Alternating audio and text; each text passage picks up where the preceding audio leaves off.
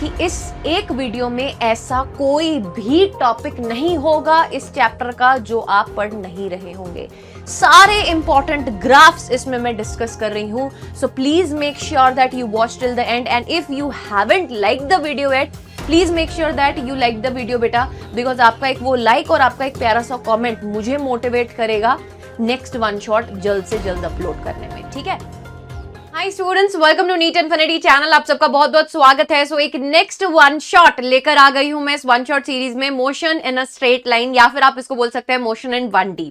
सो संकल्प सीरीज में ऑलरेडी इसकी क्वेश्चन प्रैक्टिस कंप्लीट है, आप जाकर देख सकते हैं काइनेमेटिक्स क्वेश्चन प्रैक्टिस में, अगर आपने अभी तक उस सेशन को नहीं देखा है। इस एक वीडियो में मैं 45 मिनट्स में आपको ये पूरा चैप्टर अच्छे से रिवाइज करवाऊंगी, एक एक कॉन्सेप्ट आपको गो थ्रू करवाऊंगी, सारे इंपॉर्टेंट ग्राफ्स हम कवर कर रहे होंगे। आप इस चैनल पे न्यू है so don't forget to subscribe to the channel and press the bell icon, because इस वन शॉट सीरीज से we are going to make sure that कि आप जितनी जल्दी अपने पूरे सिलेबस को कवर करके क्वेश्चन प्रैक्टिस की तरफ मूव कर सके, we will be helping you out and entirely बेटा जी आप पूरे सिलेबस को कंप्लीट इस तरीके से जब कर रहे होंगे तो आपको एक नेक्स्ट लेवल ऑफ कॉन्फिडेंस भी आ रहा होगा और आप हमारी टीम के साथ जरूर से जुड़ जाइए, बिकॉज हमने संकल्प ले लिया है आपको आपके गवर्नमेंट मेडिकल कॉलेज में पहुंचाने का। So wish you good luck, watch till the end and don't forget to subscribe and press the bell icon if not done yet. So motion in a straight line या 1D motion, अगर आप इसके notes भी चाहते हैं तो combined ये सब नोट्स आपको मिलेंगे टेलीग्राम चैनल पर। So at the rate of physics का टेलीग्राम चैनल को जरूर से ज्वाइन करें और at the rate of NEET infinity live Telegram channel को भी जरूर से ज्वाइन करें। आपको नीट इन्फिनिटी टेलीग्राम चैनल का जो लिंक है वो इस वीडियो के कमेंट सेक्शन में और डिस्क्रिप्शन में मिल जाएगा। आप इस टेलीग्राम चैनल पे मेरे साथ कनेक्ट हो सकते हैं पर्सनली और अपने डाउट्स वगैरह पूछ सकते हैं। तो let us begin with no more delays बेटा। देखो यार, डिस्टेंस क्या होता है, डिस्प्लेसमेंट क्या होता है, ये सब बहुत बेसिक टर्म्स हैं, बट यस आपको ये भी समझाया जाएगा इस वीडियो में। डिस्टेंस क्या होता है बेटा, बेसिकली अगर हम दो पॉइंट्स कंसिडर करें ए एंड बी पॉइंट, तो distance is basically the total length of the path जो आप कवर कर रहे हैं from A to the B point. Suppose करो आप ए टू सी गए, सी टू बी गए, ये जो टोटल पाथ लेंथ आप कवर करते हैं इसको आप डिस्टेंस बोलते हैं। डिस्प्लेसमेंट होता है इन्हीं दो इनिशियल एंड फाइनल पॉइंट्स के बीच का शॉर्टेस्ट डिस्टेंस, यानी कि सबसे छोटा ऐसा डिस्टेंस जो आपको इनिशियल टू फाइनल पोजीशन पहुंचने पे लगा, that is known as what, that is known as displacement. ठीक है, अब अगर हम आगे चले तो displacement is basically the change of the position vector. Position vector में किस तरीके से चेंज आ रहा है, सपोज करो ए पॉइंट का पोजीशन वेक्टर आर ए है एंड बी पॉइंट का पोजीशन वेक्टर आर बी है, तो इन पोजीशन वेक्टर्स में कितना चेंज आ रहा है, डेल्टा आर का चेंज आ रहा है। अब ए पॉइंट के कुछ कोऑर्डिनेट्स होंगे बेटा, अगर हम 3 डायमेंशनल में बात करते हैं तो ए पॉइंट्स के coordinate X Y Z axis यानी कि तीनों के अलोंग होते हैं, यानी कि एक्स वाई जेड कोऑर्डिनेट्स तीनों होते हैं। सिमिलरली अगर मैं बी पॉइंट की बात करूं तो एक्स वाई जेड तीनों कोऑर्डिनेट्स होंगे।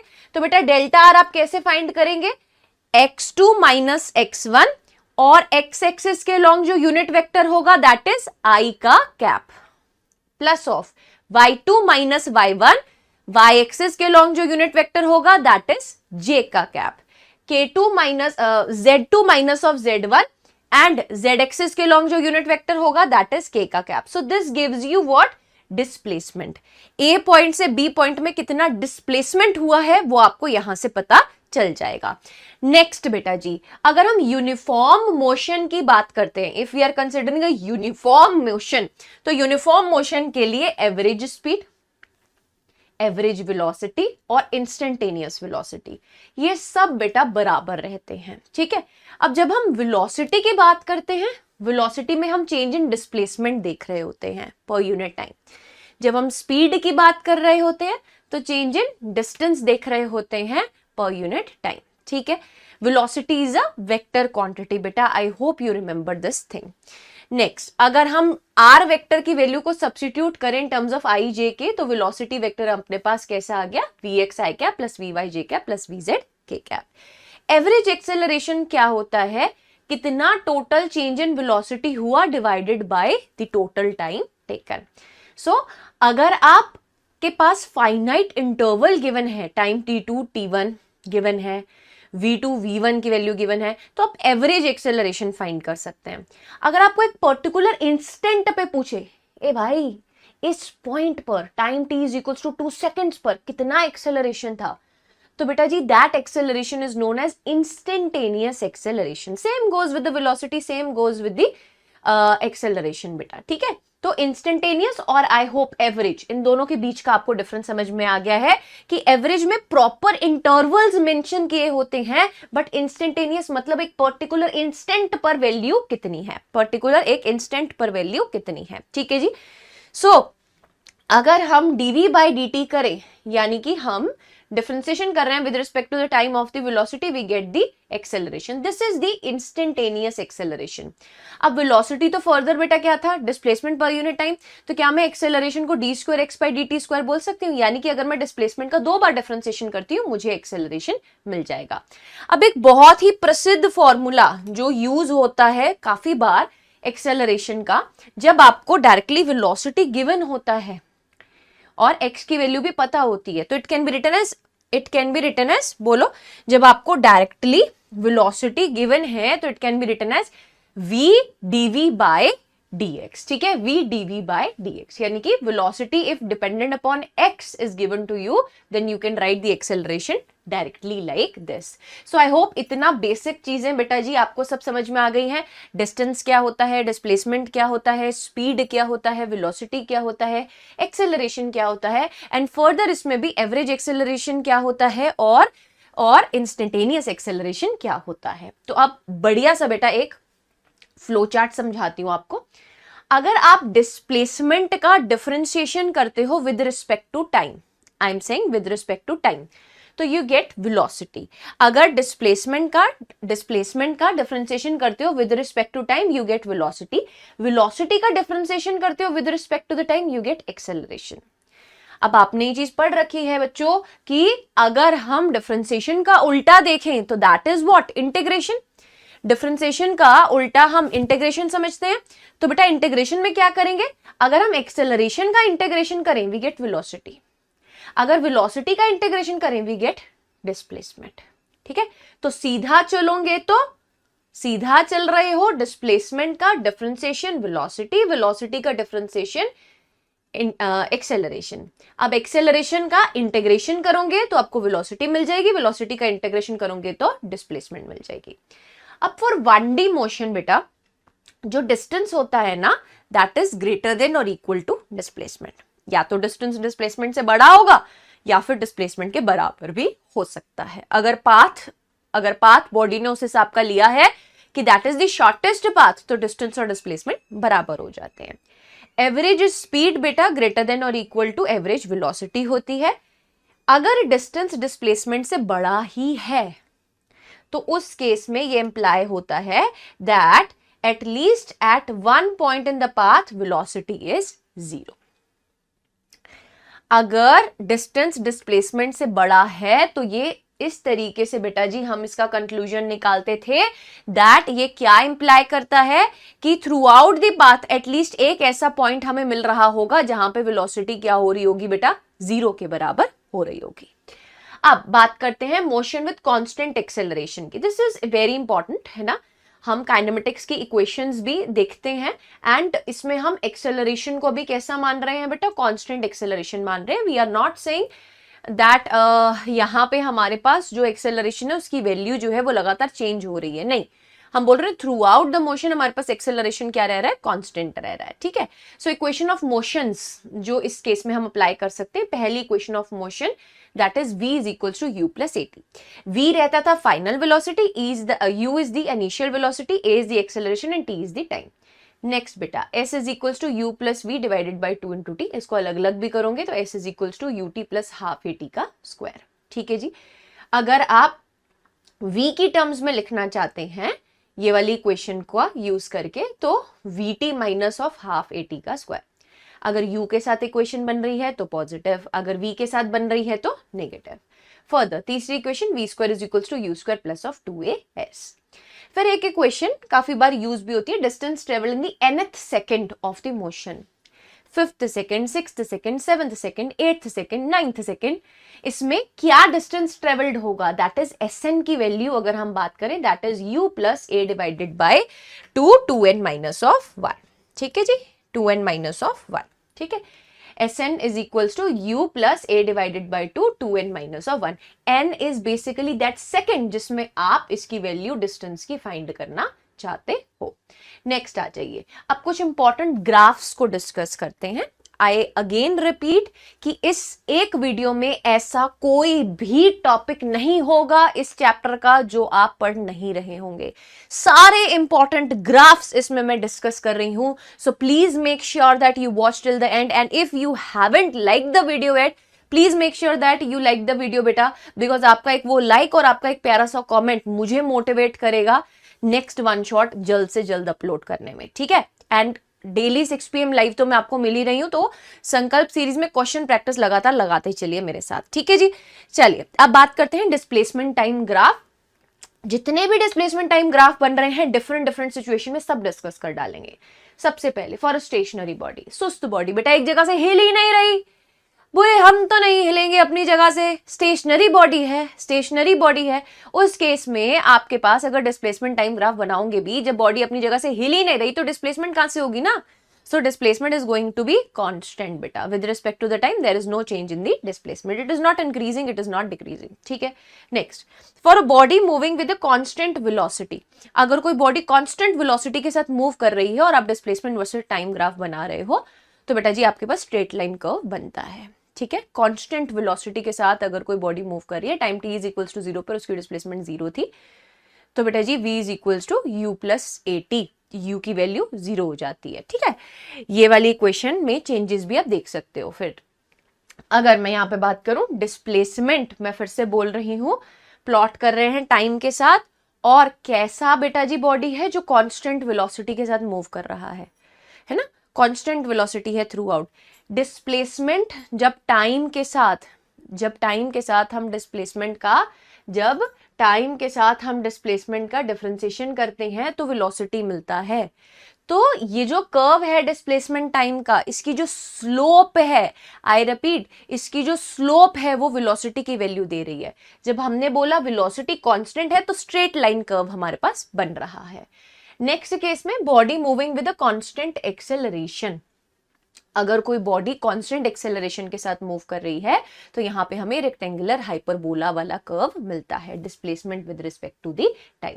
Body moving with the constant retardation क्या होता है बेटा, नेगेटिव एक्सेलरेशन.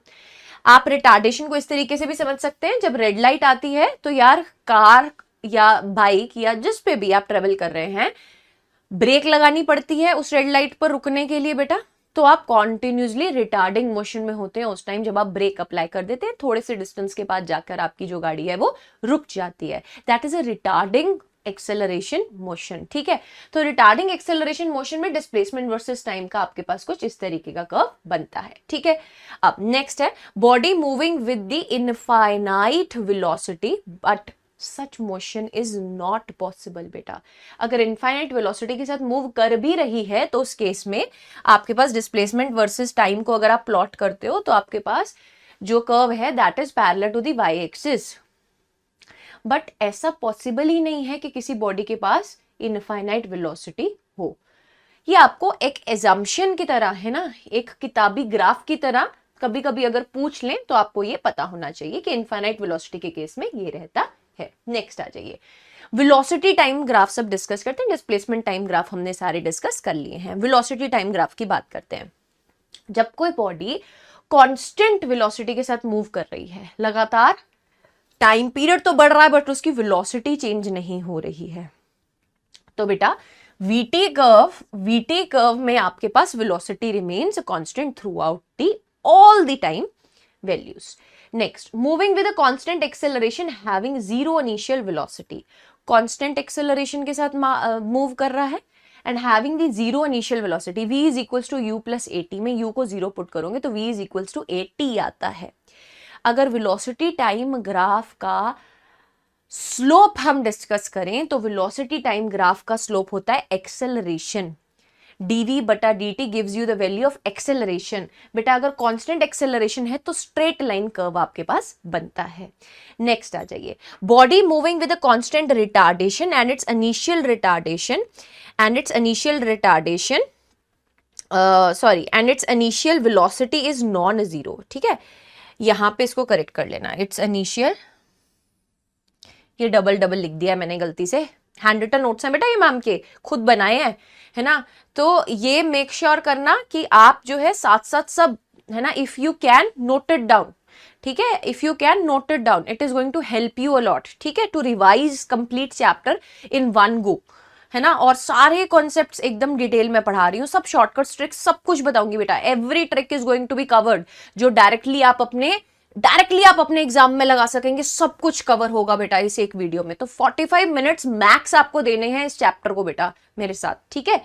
सो अगर हम इनिशियल वेलोसिटी को नॉन जीरो मान के चल रहे हैं और वीटी कर्व प्लॉट कर रहे हैं, we are plotting a VT curve, तो बेटा जी इस केस में आपके पास अगर रिटार्डिंग मोशन है तो एक्सेलरेशन आप देख सकते हैं, वीटी कर्व का जो स्लोप है वो नेगेटिव आ रहा है, रिटार्डिंग मोशन है, एक्सेलरेशन होता है वीटी कर्व का स्लोप, तो that is why the slope is negative here, that is why it is representing a negative slope. Okay, next आ जाइए, moving with a constant retardation with zero initial velocity, constant retardation है with zero initial velocity, moving with a constant retardation है with zero initial velocity। तो बेटा इस case में आपके पास एक तो velocity नेगेटिव में जा रही है, ठीक है, एक तो आपके पास रिटार्डिंग मोशन हो रहा है, याद रखना।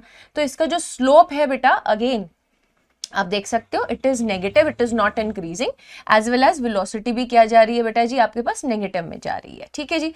नेक्स्ट आ जाइए, मूविंग विद इंक्रीजिंग एक्सेलरेशन, अगर इंक्रीजिंग एक्सेलरेशन है तो वीटी कर्व का बेटा जो पैटर्न बनेगा वो कुछ इस तरीके का बनेगा, and moving with decreasing acceleration में आपके पास कुछ इस तरीके का पैटर्न बनेगा।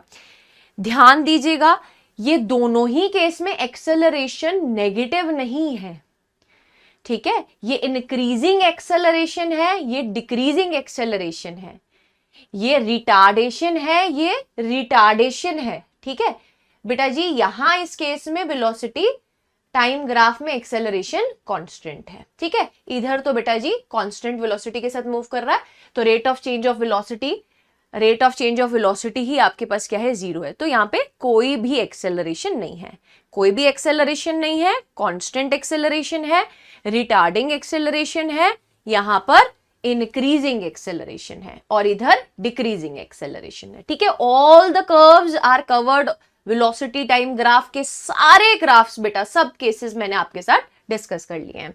अब चलते हैं एक्सेलरेशन टाइम ग्राफ की तरफ। एक्सेलरेशन टाइम ग्राफ क्या होता है? जब किसी भी ऑब्जेक्ट को हम बात करें कि वो कांस्टेंट एक्सेलरेशन से मूव कर रहा है तो बेटा acceleration with respect to the time change नहीं होगा, सिंपल एज दैट। अब अगर हम बोले when the object is moving with constant increasing acceleration, acceleration लगातार बढ़ रही है।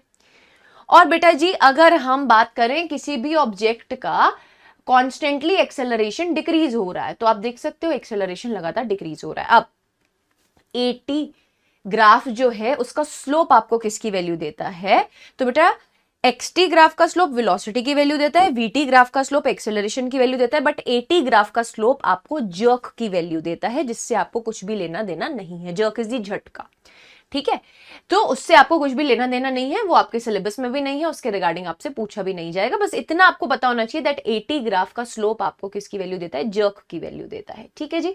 चलिए नेक्स्ट हम स्टडी करते हैं motion under gravity with no air resistance. We are considering कोई एयर रेजिस्टेंस नहीं है ना, एयर हम मान के चलते हैं कि कोई भी रुकावट नहीं डाल रही है, उस टाइम पर अगर मोशन अंडर ग्रेविटी हो रहा है तो क्या क्या चेंजेस आएंगे?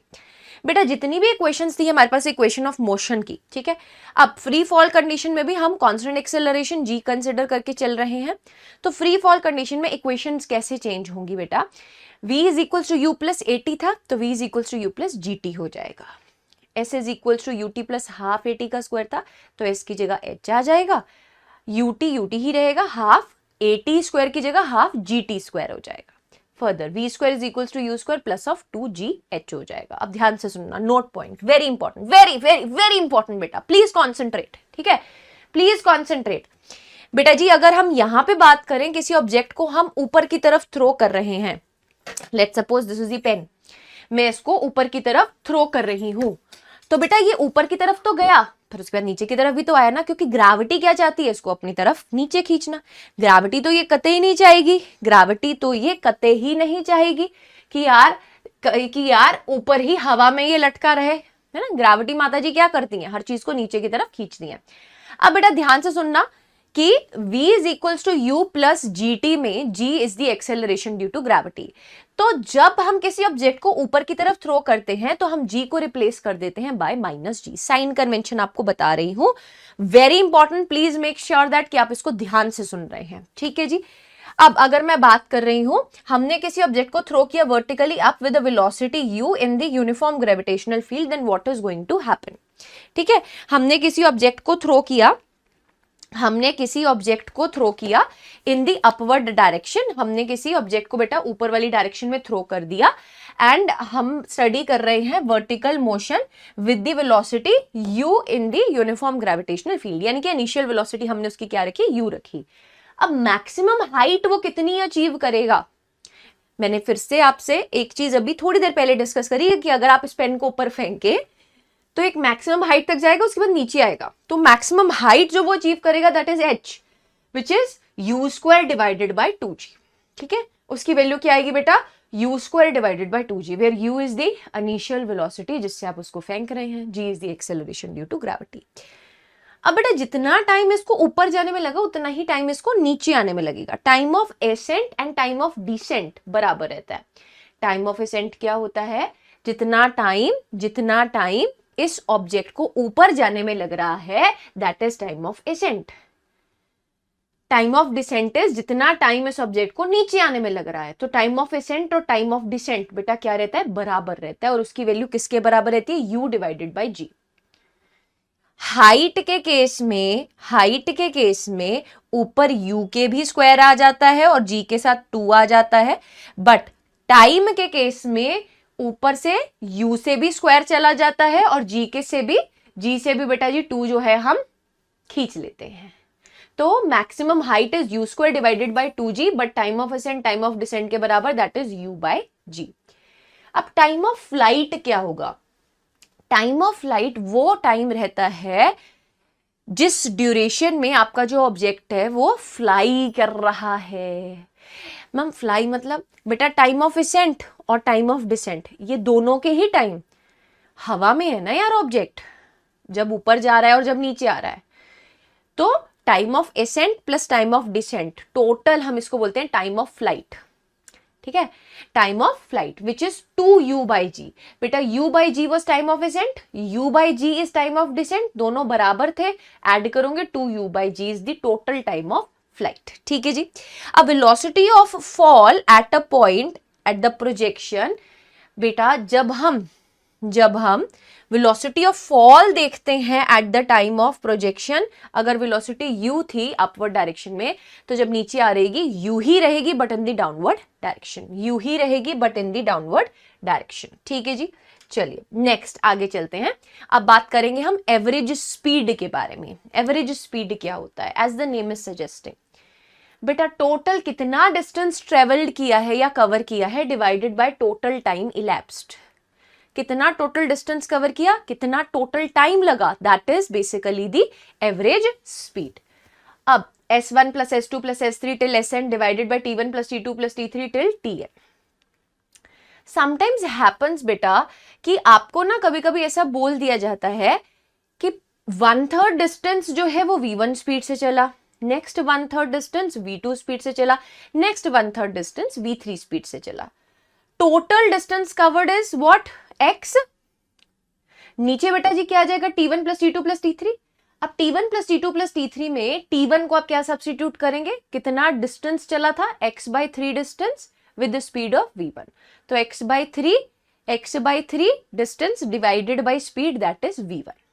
ओके बेटा, सो अगर आप इस तरीके से भी एवरेज स्पीड निकालना चाहें तो आप निकाल सकते हैं, डिपेंडिंग अपॉन आपकी प्रॉब्लम स्टेटमेंट क्या है। और इसी से मिलता जुलता सवाल बेटा मैंने आपको संकल्प सीरीज में कवर करवाया है, so please make sure that you watch the question practice session as well. ठीक है, काइनेमेटिक्स का क्वेश्चन प्रैक्टिस सेशन जरूर से देख लेना।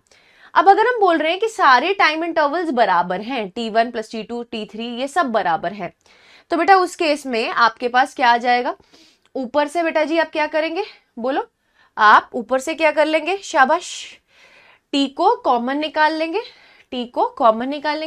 नीचे बेटा आपके पास क्या आ जाएगा, नीचे आपके पास क्या आ जाएगा, n टाइम्स ऑफ t आ जाएगा, बोलिए n टाइम्स ऑफ t आ जाएगा। तो अगर हम ऊपर t और नीचे n टाइम्स ऑफ t करें तो आपके पास v1 plus v2 plus v3 till vn divided by क्या आ जाएगा बेटा जी, n आ जाएगा। ठीक है, डिवाइडेड बाय क्या आ जाएगा, n आ जाएगा। क्लियर, डिवाइडेड बाय क्या आ जाएगा, n आ जाएगा। अब अगर हम दो ही केस लेकर चल रहे हैं, v1 वाली टर्म और v2 वाली टर्म, दो ही टर्म्स लेकर चल रहे हैं, n की वैल्यू 2, तो बेटा उस केस में v एवरेज क्या हो जाएगा, अरिथमेटिक मीन हो जाएगा ऑफ द स्पीड्स। ठीक है, अगर हमारे पास दो ही टर्म्स हैं, दो ही इंटरवल्स हैं, तो v1 plus v2 divided by 2, otherwise v1 से vn तक डिवाइडेड बाय n। नेक्स्ट आ जाइए, अब डिस्टेंस एवरेज स्पीड की बात करते हैं। ठीक है, यहां पर हमें टाइम एवरेज स्पीड की बात कर रहे थे, यानी कि एवरेज स्पीड जब हमारे पास टाइम का कुछ रिश्ता गिवन है। अब हम डिस्टेंस एवरेज स्पीड की बात करेंगे जब हमें डिस्टेंस का कुछ रिश्ता गिवन है, जो कि मैंने आपको अभी भी थोड़ी देर पहले बताया कि हो सकता है x/3 डिस्टेंस जो है वो v1 स्पीड से कवर कर रहा है, नेक्स्ट x/3 डिस्टेंस जो है वो v2 स्पीड से कवर कर रहा है। तो इस केस में बेटा जी हमारे पास क्या होगा, ऊपर तो s1 plus s2 till sn divided by total time रहेगा। अब ये टोटल टाइम अगर मैं कंसिडर कर रही हूं, ये t1 को बेटा मैं s1 डिवाइडेड बाय v1, फिर t2 को s2 divided bye v2 and so on लिख सकती हूँ। अब मैं बोलूं कि सारे डिस्टेंसेस बराबर हैं, s1 s2 s3 ये सब बराबर हैं, तो बेटा उस केस में v एवरेज हमारे पास डायरेक्टली क्या आ जाता है, बोले v एवरेज, अगर हम दो इंटरवल्स लेकर चले हैं, s1 and s2 equal distance travel किया है with the speed of v1 and v2, तो उस टाइम पर हम v एवरेज को क्या लिख सकते हैं, 2 times of v1 v2 divided by v1 plus of v2। ठीक है, ये डायरेक्ट फॉर्मूला आपके पास बन जाता है। आई रिपीट अगेन, अगर टाइम्स बराबर दिए हुए हैं तो उस केस में एवरेज स्पीड आप अरिथमेटिक मीन लिखते हैं। अगर डिस्टेंसेस बराबर दिए हुए हैं तो उस केस में आप v average 2 times of v1 v2 divided by v1 plus of v2 लिखते हैं। ठीक है जी, चलिए आगे चलते हैं। अब नेक्स्ट आपसे पूछा जा रहा है कि अगर एक पर्सन है वो ट्रेवल कर रहा है फ्रॉम ए टू बी, आपके पास कोई प्रॉब्लम स्टेटमेंट है, उस प्रॉब्लम स्टेटमेंट में आपको बोला गया कि एक पर्सन है वो ट्रेवल कर रहा है फ्रॉम ए टू बी और वो कवर कर रहा है अनइक्वल डिस्टेंसेस। ये इक्वल डिस्टेंस वाला केस था, ये अनइक्वल डिस्टेंस वाला केस है बेटा। इन इक्वल टाइम इंटरवल बराबर है, डिस्टेंस अनइक्वल कवर कर रहा है विद कांस्टेंट एक्सेलरेशन a। अब इसमें कांस्टेंट एक्सेलरेशन a भी आ गया साथ में। ठीक है, तो बेटा जी t टाइम बराबर है, s1 s2 की वैल्यूज अलग अलग हैं। इनिशियल वेलोसिटी u बेटा किस तरीके से फाइंड कर सकते हो इस केस में, अगर सारे ट्रिक्स सारे फॉर्मूलाज नोट डाउन करते जा रहे हो, समझ में आ रहा है, so don't forget to hit the like button and share this video with all your friends. बेटा आपको बहुत सारी दुआएं मिलेंगी उनसे, सच बता रही हूं। ठीक है, इतने क्रिस्प वे में कहीं पर भी आपको रिवीजन नहीं मिलेगी बेटा। देखिए कुछ फजूल आप एक भी फॉर्मूला है ना, कोई भी अलग से कॉन्सेप्ट जो कि रिक्वायर्ड नहीं है आप नहीं देखेंगे। जितना आपके लिए एग्जाम में रिक्वायर्ड है उतना ही बेटा इस सीरीज में कवर हो रहा है, इससे बाहर नहीं कवर करने का फायदा, क्योंकि वहां से पोस्ट क्वेश्चन पूछा ही नहीं जाता है। ठीक है, इनिशियल वेलोसिटी की अगर मैं बात करूं, u is equals to 3s1 minus of s2 divided by 2t रहता है बेटा। अब t यहां पर क्या है, टाइम इंटरवल तो बराबर था, डिस्टेंसेस अलग अलग थे, तो 3 times of s1 minus of s2 divided by 2t। Acceleration कैसे फाइंड करते हैं बेटा, s2 minus s1 divided by t, s2 minus s1 divided by t। अब कभी कभी ना आपसे पूछ लिया जाता है कि बेटा कोई गोली चली, कितने प्लैंक्स रिक्वायर्ड हैं इस बुलेट को रोकने के लिए। u is the initial velocity,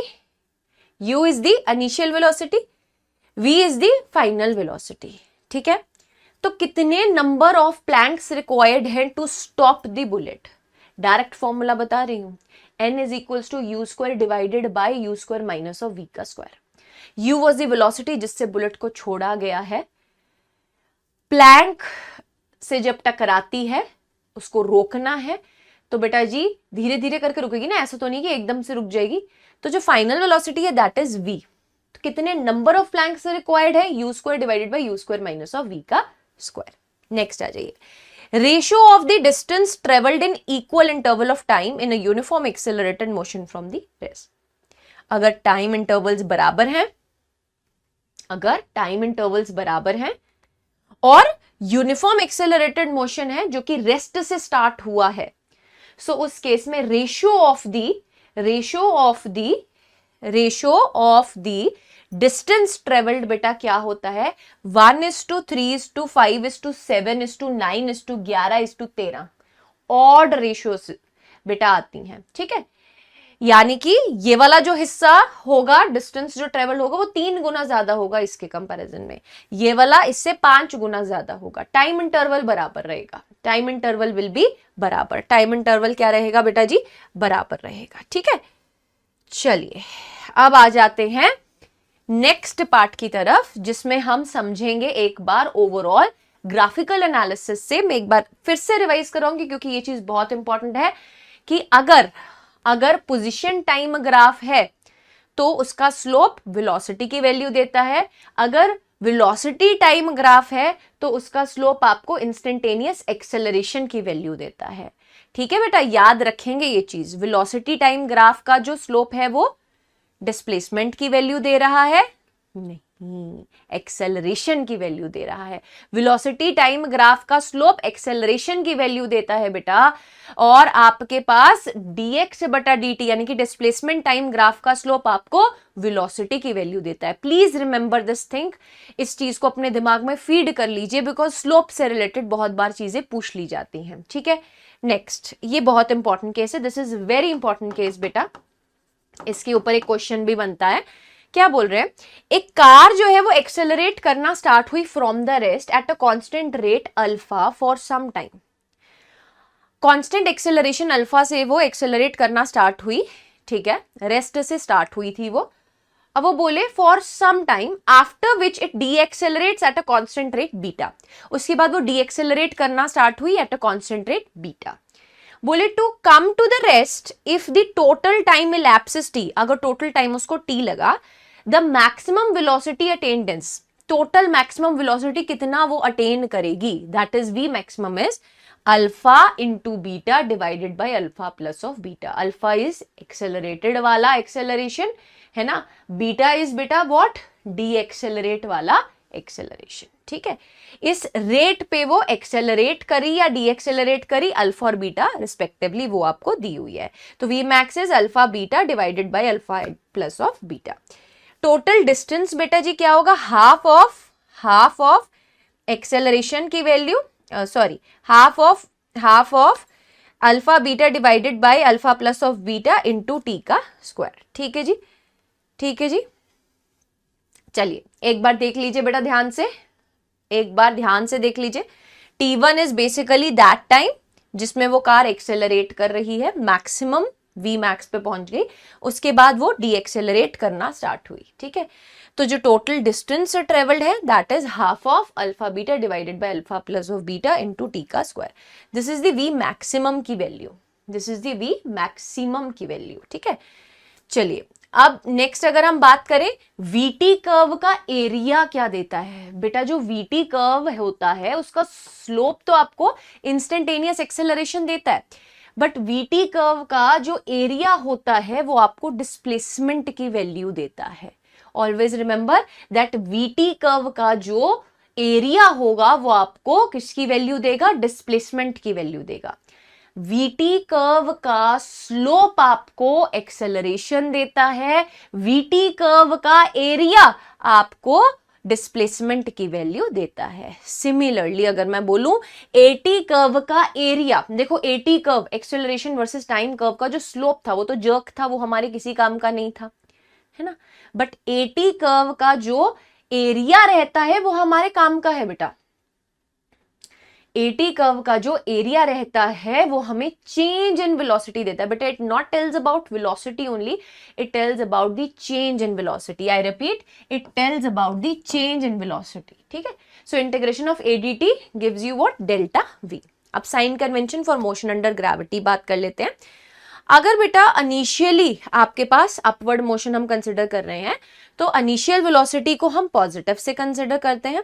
अगर डाउनवर्ड आ रहा है बेटा जी आपके पास कोई बॉडी, तो मोशन अंडर ग्रेविटी में हम डाउनवर्ड मोशन के लिए नेगेटिव साइन कंसिडर करते हैं इनिशियल वेलोसिटी का। ठीक है, नेक्स्ट, अगर हम एक्सेलरेशन की बात करें, इसको हम ऑलवेज नेगेटिव कंसिडर करके चल सकते हैं, बिकॉज ग्रेविटी का एक ही काम है, हर चीज को नीचे की तरफ खींचना। ग्रेविटी माता जी जाती है, हर चीज डाउन टू अर्थ रहे यार, तो वो नीचे की तरफ उसको खींच रही है, तो acceleration due to gravity is negative. ठीक है। डिस्प्लेसमेंट की अगर मैं बात करूं, डिस्प्लेसमेंट पॉजिटिव कब माना जाता है? जब फाइनल पोजीशन अबव होती है इनिशियल पोजीशन के। इनिशियल पोजीशन ये थी, फाइनल पोजीशन ये है, डिस्प्लेसमेंट हम पॉजिटिव ले रहे हैं। अगर इनिशियल पोजीशन ये थी, फाइनल पोजीशन ये है, तो हम डिस्प्लेसमेंट को नेगेटिव मान रहे हैं। अगर इनिशियल पोजीशन और फाइनल पोजीशन बराबर हो गई तो डिस्प्लेसमेंट को हम 0 मान रहे हैं। फिर से बोल रही हूं, इनिशियल पोजीशन अगर ये थी, फाइनल पोजीशन इसके ऊपर है, तो displacement positive.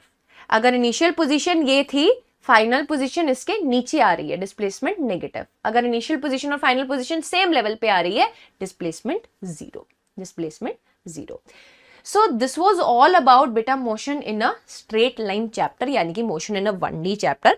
I hope you loved the revision बेटा, है ना। All the concepts are covered in a short span of 35 minutes यार, ठीक है।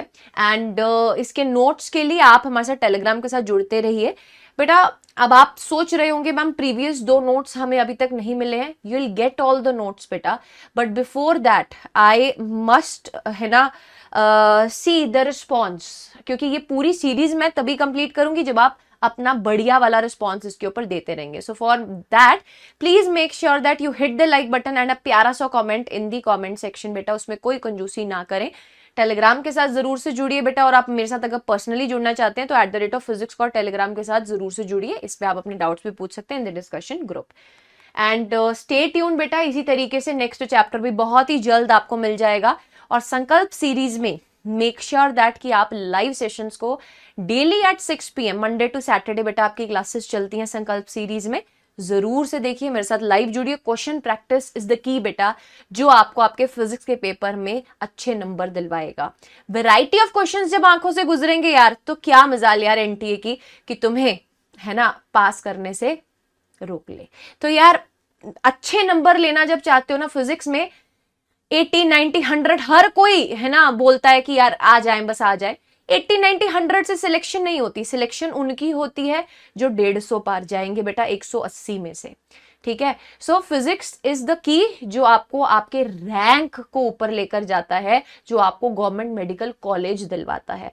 So please make sure that you be regular in the sessions. Wish you good luck, stay tuned. अगर कुछ भी doubts आता है आप टेलीग्राम पर कनेक्ट कीजिए। बाय बाय बेटा जी, टेक केयर।